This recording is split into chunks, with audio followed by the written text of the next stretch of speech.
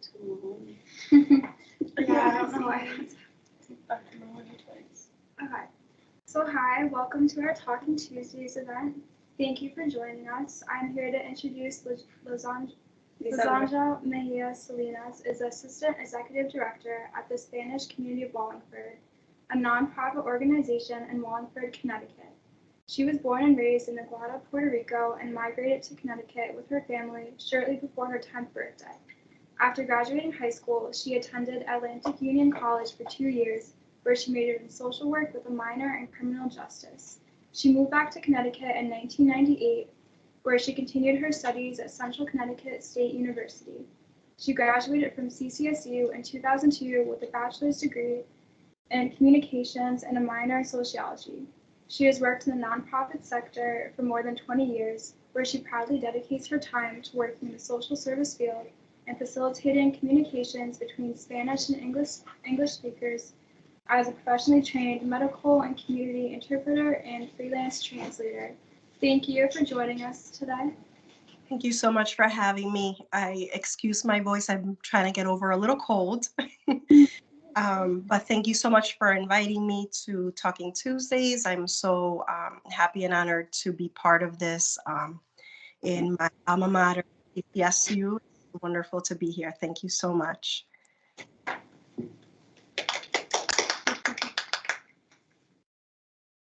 So would you like me to start talking a little bit about myself, or would you like to start with some questions? How would you prefer? Can you briefly introduce yourself, and then we have questions to ask you? Sure. So as you stated, I was born and raised in Aguada, Puerto Rico. I was raised in a very traditional Latino family, really religious, conservative upbringing. I was surrounded my entire life with very strong women who were incredibly resilient and determined, and taught me to be so.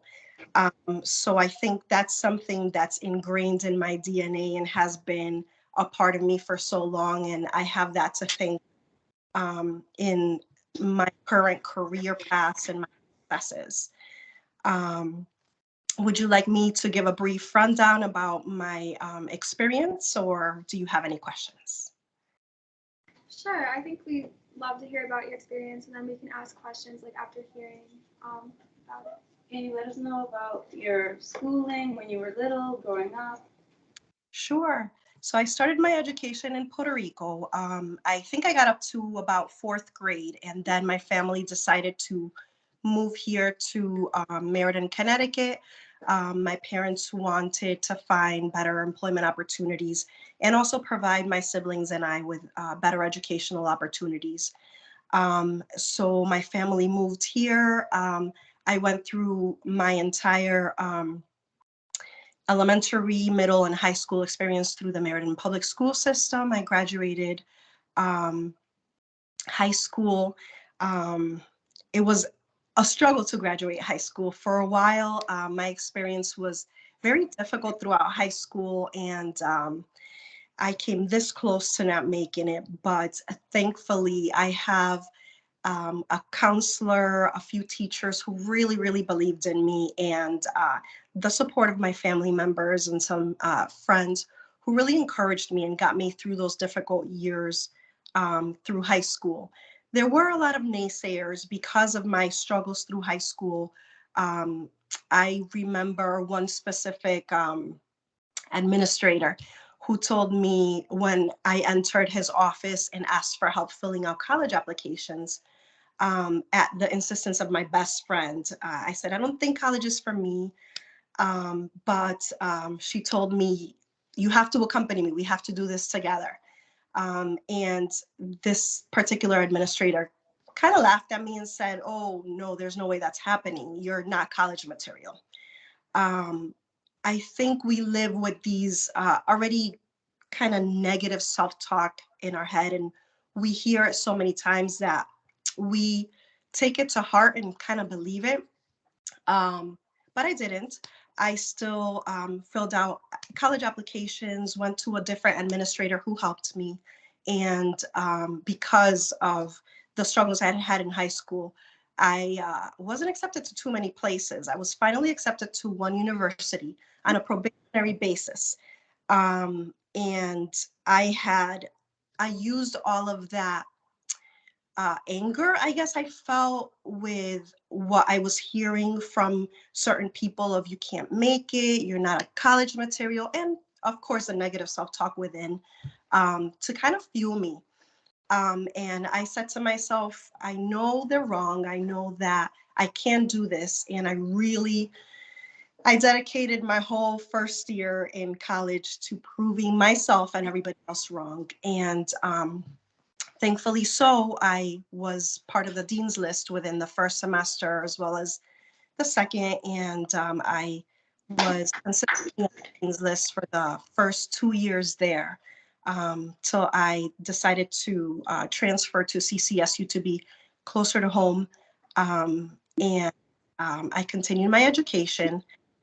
I did change my major from social work to communications, specializing in public relations, and kept the love for social work and sociology as my minor. It took me a little longer than usual because of the little rough head start that I had, but I was able to graduate in 2002. And I interned at my first employment. I completed an internship for 2 years. That kind of led me to decide to steer away from public relations. So I had gone through this whole process of taking my studies and completing 4 years in public relations. And I decided this is not for me. I don't want to sell a brand, a person. I don't want to sell something that I don't believe in. So I really focused on my love for social work, sociology, to continue in my career path. I chose to work with different nonprofits. Since then, I had the opportunity to work for the Connecticut Birth to Three system for some years, as well as an interpreter and cultural mediator at the Connecticut Children's Medical Center, where it fed my love of helping others and also facilitating communication.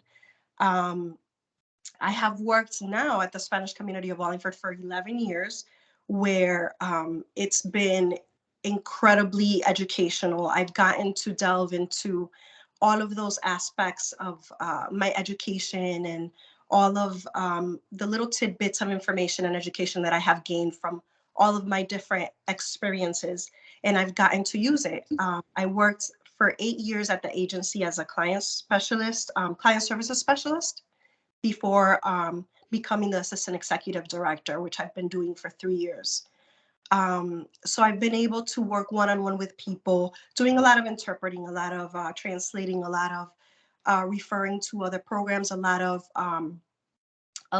social services, which is my passion. And now as an assistant executive director, I've also had the opportunity to do fund development with fundraisers, grant writing, and surprisingly enough, very full circle, public relations. So I am now very pleased with being able to finally utilize the education that I got to sell a brand that I absolutely believe in. And it's been through just a lot of learning and a lot of fueling the naysayers, taking those negative opinions that people have, or listening to people say, oh no, you really don't have the experience for this, you really won't be able to do it, or no, you're just a woman, you won't be able to do it, or this is not the type of thing for you. And just using it to fuel me to prove the naysayers wrong and to say, hey, you know what? Maybe I do need a little bit of experience in this, but I'm going to try it anyways. And that's been, I think, the driving force in the success that we've been able to have as a team, especially at my current career. So that's a little bit of of myself. Do you have any questions at all, or anything that you would like for me to expand in? Are you the first person to attend college in your family? No, I'm actually the second. My sister beat me to it. She's also a CCSU graduate. Did you feel, how did you feel hearing, people telling you that you can't or are unable to, and how do you fight against that negative talk? Well, I think that I don't think it would be a normal existence if we had everybody agree with everything that we choose to do, or the way that we live, or who we are. I think there's always going to be those people who will support you, and there's always going to be the people who, for some reason or another, just don't believe that you can, or don't believe in you. And I think that that's fine. I think that if we didn't have one, we wouldn't cherish the other. So I think that like I said before, I really feed off of that. I guess I'm extremely competitive in that I don't like to be told I can't do something, because it kind of triggers something in me to prove them wrong, to say, oh, hey, maybe I can't do this, but I won't know if I don't try. So I think that's the way that I personally take it on, and I say, let me try, sometimes it may include getting a little bit of education, taking a training, a certificate course, completing some further education. But regardless of what it may be, reading a book, regardless of what it may be, I take it on and I try to see if the negative talk, whether it comes from somebody else or from myself, is actually valid, or if it's just another challenge that I should take on. Did you take advantage of some of the offices that we have here on campus to help students with classes, like the Learning Center or the Writing Center? Did you use any of those to help you? So when I went to CCSU, I was a commuter. I did have to work part-time, and I also had a niece that I was helping to raise. So I didn't get a chance to take advantage of many of the things at CCSU. I would go to class and then have to rush to work, then have to rush home and take care of my toddler niece. So it was a little challenging to get through the day-to-day and have enough time to take advantage of everything. Do you think, you said earlier that you were raised around very strong women? Do you think that's what helped shape your drive and also helped fuel you to get through college and the naysayers and stuff? Most definitely. I think of my grandmothers when I think of that. They struggled through different circumstances. One of my grandmothers struggled through abuse for many years, and she was just so resilient. And just to see her surviving and thriving in spite of my other grandmother actually lost a breast cancer. And it wasn't, I just remember after she was in remission and healing from all of that, she would still wake up every single morning at 6, 7 o'clock in the morning, head over to the finca, which was the land that my grandfather, which had passed many years before, had left the family, and she would just tend to the land and keep her house clean. And she was a powerhouse. And I think seeing that, my own mother, my mother-in-law, just seeing all these women who, in spite of challenges and difficulties and struggles that they faced, they were able to really thrive and succeed and just make something wonderful out of nothing, really. And I think that's really driven me. And I think looking up to them has helped me understand what I am capable of. Question. Yes. How does your culture, your Puerto Rican culture, help you or with your career in the sense, is it through understanding people of different cultures, or is it speaking language? Are you able to use your culture in order to support other people from very different cultures from yours? I have utilized my bilingualism throughout my entire career. So in every single job that I've had, um, I'm very thankful to my mom, who really, really stressed the importance of being fully bilingual and being able to read, write, and speak um, properly in Spanish, and to not completely assimilate and lose that as we were coming here and really learning the language. She really stressed that, and it's come in incredibly handy. I've been able to um, learn a lot from other cultures as well. Being Puerto Rican is one of the, I'm very proud of my heritage. But as you probably know, if there are anybody from other different Latin American or Caribbean countries in the room, that we all have different slang terms, different colloquialisms, different ways of speaking or different ways of calling things. So throughout the years, I've made it a point to learn as much as I could from different cultures, different Spanish speaking cultures, so that I could be more or better understood. So that's really been extremely helpful. Being a Latina has been a great, great asset to everything that I've done so far in my career. And it continues to be so. I'm able to assist people in either language. Right now at the Spanish Community of Wallingford, we take care of people from all different countries. We get a lot of newcomers to the country who come with barely anything but the clothes on their back or backpack maybe, and no knowledge of the language, of the English language at all. So it's extremely helpful to be able to communicate with them in the native language and make them feel welcome and dignified. So I think it's extremely helpful and necessary.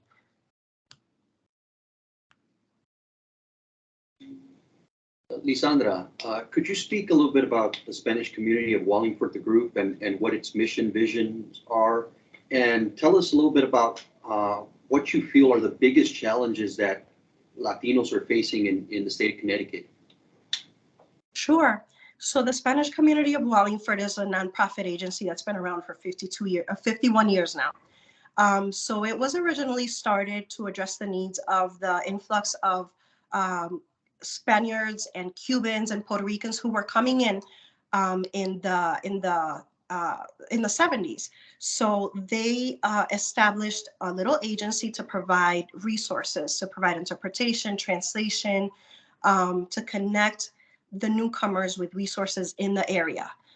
Because at the time in Wallingford, there weren't a lot of options for Spanish speakers. There weren't many places where they can go and make themselves understood. So this small group of people started SCOW, as we like to call it, and its mission is to address the needs of the community, to help them to become self-sufficient, to help them to not only assimilate to culture here in America, but also to keep their rich cultures alive and to share it with the greater community.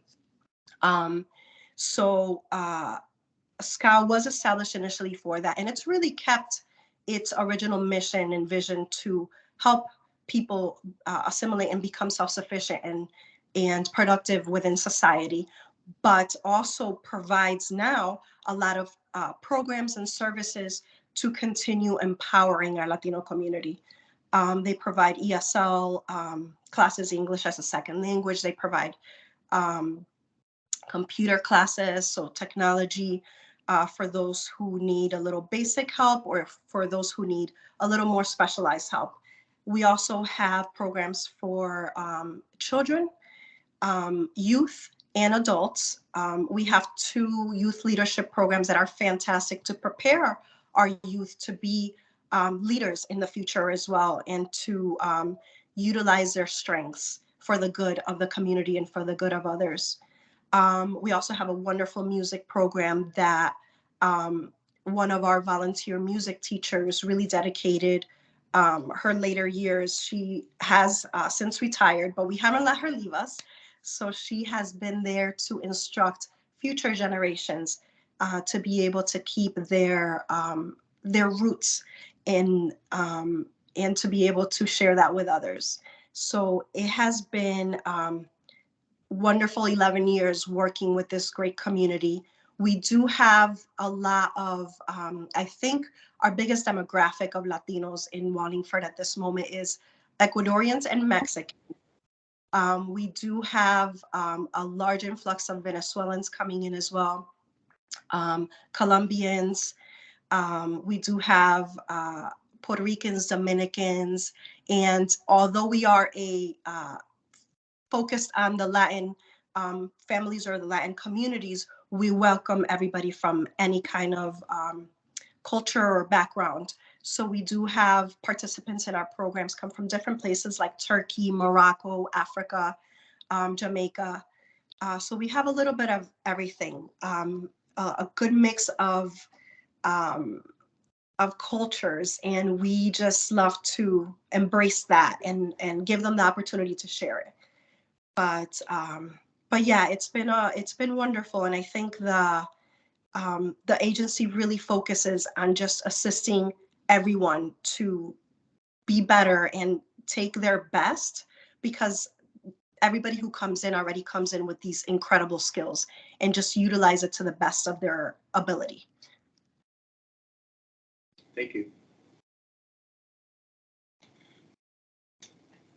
So how would someone go about like reaching out, whether it's to get resources or participate in programs or even just like something like volunteering at the agency? Yes, so we are very active on Facebook, Instagram, Twitter. We have, you can always reach us by phone. Our number is 203-265-5866. You can email us at any time. I can share all of this information with you after our chat, and you can just distribute it as you see fit. And anybody is free to give us a call, pop into our agency. We share the parking lot with the Senior Center in Wallingford. Our physical location is 284 Washington Street in Wallingford. And we are open Monday through Thursday, 9 to 6 Mondays and Wednesdays, and 9 to 5 Tuesdays and Thursdays. And everybody's welcome to come in, and we love giving tours and showing everybody everything that we do and telling them a little bit about what is available to them. And we're fine with a phone call. And if anybody needs any help connecting to resources, they could always either call us, visit us, or email us.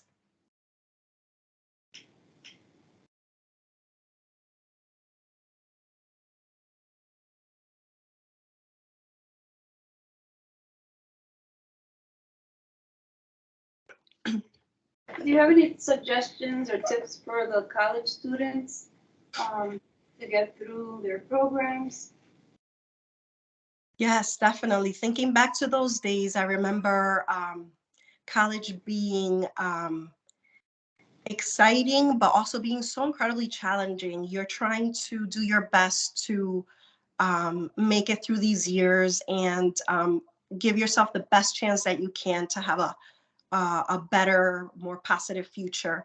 And you'll always face adversities and challenges and naysayers. You'll always have that negative self-talk telling you, maybe you can't do this, maybe you can't finish, but take that, ball it up into a big ball of fire and use it to make something beautiful. Make fireworks out of it. Just take all of that and don't throw it away, because that you can definitely utilize to propel yourself forward. That would be, I think, the biggest piece of knowledge that I gained so far. Thank you. Yes. So you said that you had to work part-time and also take care of your niece in school. How did you find like a work life school? Like, how are you able to balance all of that? Because I know a lot of students here like also have to work or take care of family members, and it's hard for them to like keep up with classes and homework and everything. Wow, it was a challenge. I think I spent a lot of time at the library there at CCSU. um, I would take the time. I knew that at home it would be a little difficult with a toddler to do my work, so I spent time at the library there at CCSU or my local library here in Meriden to do work, to do some group assignments. But I think the biggest thing is to just get yourself organized. Set yourself some little blocks of time where it's just either time to study, make yourself a little schedule. Although you'll never be able to completely stick to it, but it really helps to be able to say, okay, these are the things that I have to get through today, and just make lists and check off when you complete it, and just allow yourself time to do the little things that you need without also forgetting to take some time to just breathe. It can be stressful and it can be really, really busy, but hang in there, because you'll get to the point where you can look back and say how proud you are that you were able to stick to it and complete it. And it's really, really fulfilling.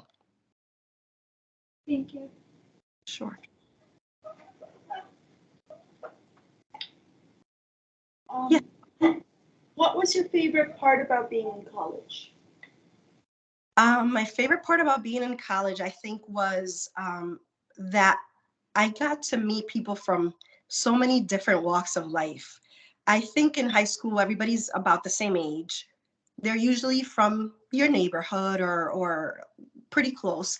And college allowed me the opportunity to be in class with um, youth who were my age, adults who were coming back into college to finish off their careers or start a new option.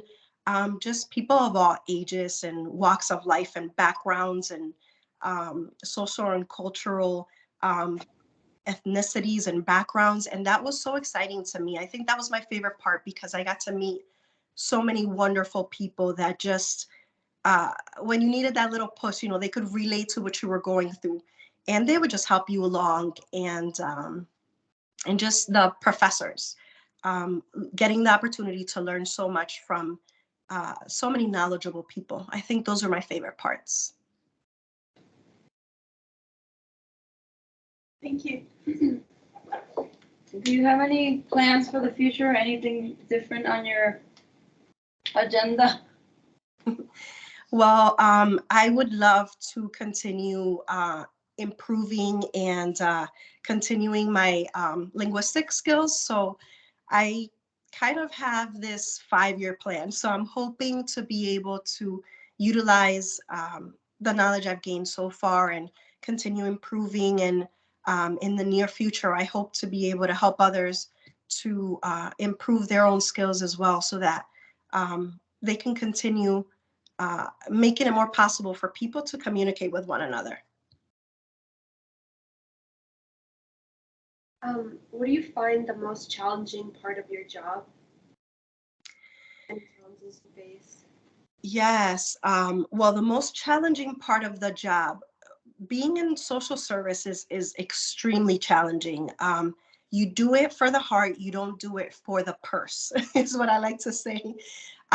It doesn't make you it's never going to make you rich, because the nonprofit area and social services is a very humble career path. But wow, the kind of life experiences that you get to gain from it, and the fulfillment that you get, is beyond anything that you can ever do. I think you can be in a Fortune 500 um, company, and I don't think that you would ever be able to feel what you feel when you care for others and when you provide for others and when you're there to serve others. There is a wonderful, fulfilling feeling about that. Um, the challenges are burnout. You have to care for yourself. Because you are constantly caring for others, you tend to let your well dry out, because you're giving so much to others. So you need to replenish, whether that be taking I don't know, some time to yourself at the end of each day, whether that be speaking with someone, whether that be whenever you need it, seeking counseling to be able to deal with the things that you have to hear or the things that you have to deal with on a daily basis. It can be tolling. So it's important. Self-care is highly, highly needed within the nonprofit and social service profession. In order for you to give, you have to have something to give. So I think that is one of the biggest challenges. And of course, as with any nonprofit, funding. Funding is always something that you have to kind of struggle and fight for, because you are not funded by the government or big companies per se.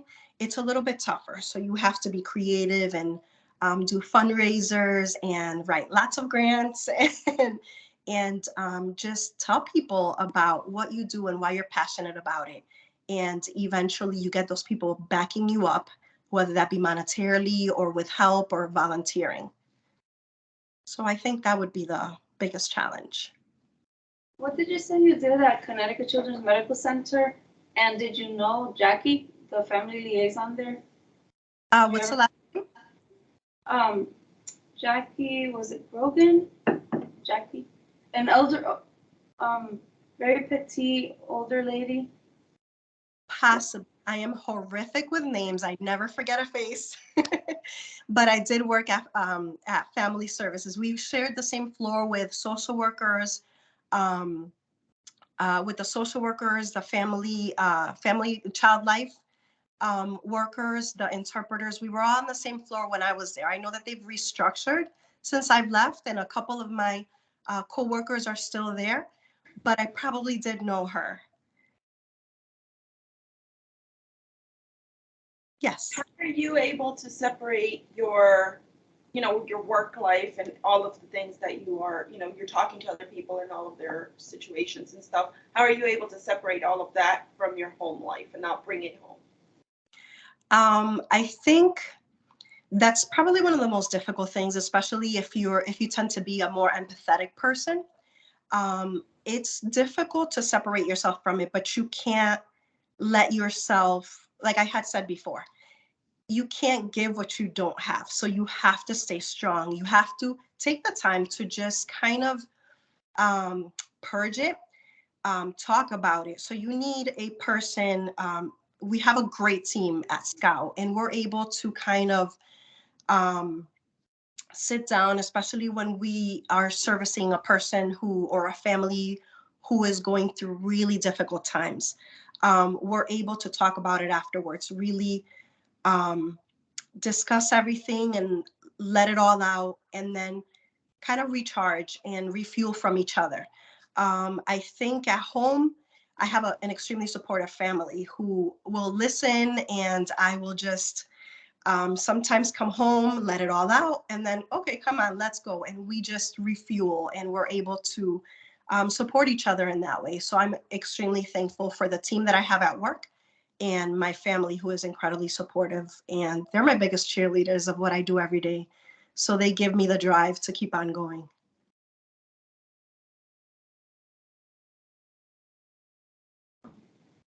Thank you. Sure. Any other questions? How do you stay motivated when dealing with stress? How do I stay motivated? Mm-hmm. I always like to think that in spite of anything that I could be going through, there is always somebody who is going through something incredibly greater than what I'm dealing with. So when thinking about that, I always think this too shall pass. I was, raised very religious. So I always say that to myself, this is going to pass. No matter what's going on, it's not forever. I use that to fuel me to go forward and to keep me motivated. And I just know that no matter what I may be going through, that person who's walking through the door is also going through something. And if I let the worst of me show at that moment, I'm not going to be sending that person off with the best that they can be. So I try to always put a smile on my face, say, how can I help you? And offer the best that I can and send them off a little bit better than what they came in with. I may not be able to solve their problems, offer them everything that they need, but anything I can do to just send them off a little bit better than what they came in is what I think is what's needed to succeed. Thank you so much. Yeah, no, this was awesome. Sure. Anything else? Any other questions? I think we're all set with questions, but thank you so much for joining us today. We really appreciate getting the time to talk to you. Thank you all so much for the opportunity to be here again. It's wonderful to speak to you guys, and I'm hoping that each and every one of you will take a little bit of what we've talked about and really utilize it to fuel yourselves forward, and good luck in everything that you guys are taking on. And just remember, when you're done and when you succeed in your goal and your purpose, don't forget to help others around you to just get through theirs as well. Great advice. Yes. Dr. Mahoney is on. I was on the whole time. I just, wasn't, I didn't have the camera on. She's the Right. director of the center. No, yes, Lizandra, I mean, Millie, I heard. So thank you so much for coming, Lizandra. And please keep us on your mailing list so that, right, so that we get notified of all the wonderful things that you all do. Wonderful, we will. Thank you so much, and keep me updated on what you guys are doing, especially like events and everything, to see how we can support you guys as well. Oh, Wonderful. thank you. Well, April, what day was it? We decided April 2nd? April 2nd. April 2nd in the afternoon, we're having a one-man play called Hecho en Puerto Rico by Angel Vasquez, and it is about the history of Puerto Rico, particularly focused on heroes, and it will be, we're still working on exactly what time of day and where. So do you have an opinion on a Sunday afternoon? Is 2 o'clock, 3 o'clock, or 4 o'clock better? Or does it not matter? I think any of those times in the afternoon, Sunday is good. I mean, whatever works for you. We're having debates about what time, but it would be free to the public, and we would love to have members of the community, right, parents and children, and anyone associated with SCOW come and visit. That would be come and attend. It is a family event, and he can do it in either Spanish or English, but we think he's going to do it in English because most of our students are primarily English speaking. I mean, they understand a lot of Spanish, but right. But we may also be able to have simultaneous translation. We have to talk to him. But yes, it's a family event. And we are thinking about, probably not more this year, but going forward, some family events on campus on Sunday afternoons. If you think if you think that would be a good idea, we'd love to hear. Would love to hear about it. Yeah, so maybe I'm thinking 3 o'clock. I'm thinking the families at our agency, they go to mass, and mass is done usually at about, I think, 12:30. Oh, okay. So yeah, about maybe 2, 3 o'clock. 3 o'clock, maybe 3 o'clock. So I was thinking church lunch event. Correct. But I was thinking mass earlier in the day, but if Spanish mass gets out at 12:30, yes, right, then later on in the afternoon might be better. Yeah, just send me, once you have the finalized version of the flyer, email it to myself and Adriana. I know that you have Adriana's email as well, and we'll be happy to get a little group going. Oh, that would be fun. And tell Jeff I said hello. Jeffrey Necchio? Yeah. Hey, I'll let We him went to Brazil together, what, in 2016? Oh, yes. Okay. Yes, he talks about his travels all the time. So I will definitely tell Jeff. Okay, so Millie, don't forget the poster when it's ready. Yeah. Okay. Anyway, thank you so much. Thank you all. Have a great day, everyone.